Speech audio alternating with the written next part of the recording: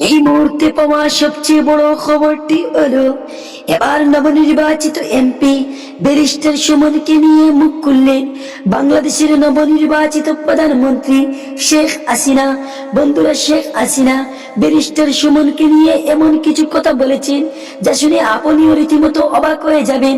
তার আগে আপনি যদি ব্যারিস্টার সুমনের একজন সত্যিকারের ফ্রেন্ড হয়ে থাকেন, অবশ্যই চ্যানেলটি সাবস্ক্রাইব করে ভিডিওটি বন্ধুদের সাথে শেয়ার করে দিবেন।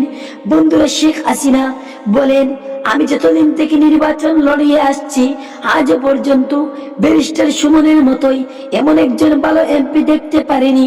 সে যখন মানুষের সেবার কাজে নিযুক্তি করেছে, সে প্রতিশ্রুতি যেগুলি নির্বাচনে দিয়েছে সেগুলি অক্ষরে অক্ষরে পালন করছে।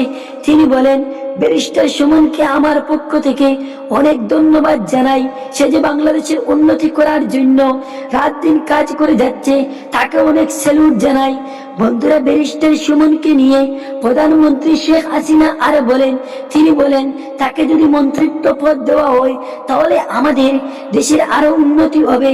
আমি চিন্তা করছি যে ব্যারিস্টার সুমনকে মন্ত্রিত্ব পদ দেওয়ার।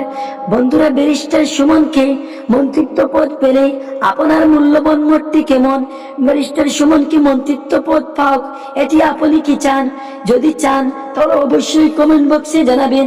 আর ব্যারিস্টার সুমনকে নিয়ে বাংলাদেশের নবনির্বাচিত প্রধানমন্ত্রী শেখ হাসিনা যে কথাগুলো বলেছেন তা শুনে আপনার মূল্যবান মতটুকু অবশ্যই কমেন্ট বক্সে জানাতে ভুলবেন না। ধন্যবাদ।